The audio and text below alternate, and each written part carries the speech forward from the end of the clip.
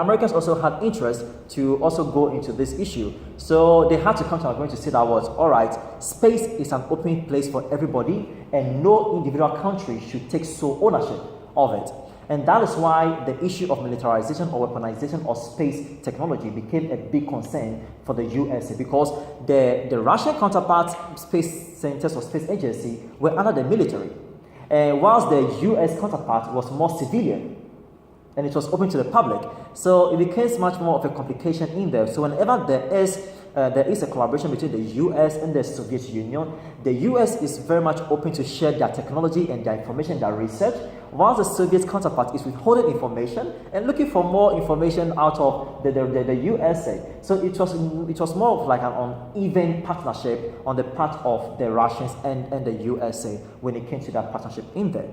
But all was not lost, because the USA was trying to figure out more ways and means to use space to help humanity, to change the concept of poverty, to find ways and means to address the issue of environmental degradation. But at that time, we have not been able to actually understand the issue or the concept of global warming in general for us to know how we can use satellite imagery or, let's say, mapping and all to be able to identify where issues are when it comes to our environmental cases in there. Right now, the office of the UNOOSA is in Vienna, and I happen to be one of the cohorts for the recent regional academy on the United Nations, and we are doing a little bit of a project with them, and I'm so happy about the research we are doing right now. And it's also about space technology in there. I have a lot to learn in that regard. So let's talk about the second phase of the space race. Now, after man went to the moon for the first time, and there have been several missions to the moon going on, but it has not been manned.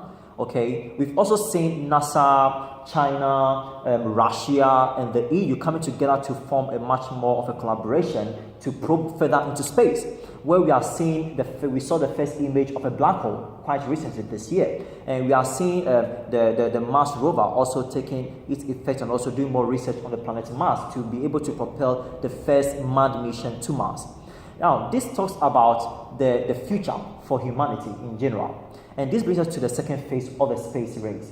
Now, the second phase is now. It's happening right now before our eyes. And in this phase, we are seeing the involvement of the private sector. A key proponent is like the SpaceX, Virgin Atlantic, and the rest in there. Okay, and these private sectors are pushing the frontier of space technology. They are trying to find ways and means to commercialize space travel and to also make space much more accessible for the people in general. And that makes us ask the question that's what. So in the next 20 years to come, how easy will it be for you and I to actually go on a short trip to the moon or to Mars and return back to Earth without any scratch on our bodies? These are the things that the private sector want to change and want to push much more further. And we believe that this is going to change the ball game when it comes to space exploration and all. Furthermore, we are seeing some new governmental or, let's say, state actors also in the space race at the moment, whereby you are seeing China after their long break from space exploration due to the cultural revolution that it took place, and also due to the economic revolution and all. Now we've seen a huge China with a lot of money coming now into the scene to change and challenge the existing spacing powers in there. And currently they are be able to they've put plans in place to have more research on the moon, and they've actually shot their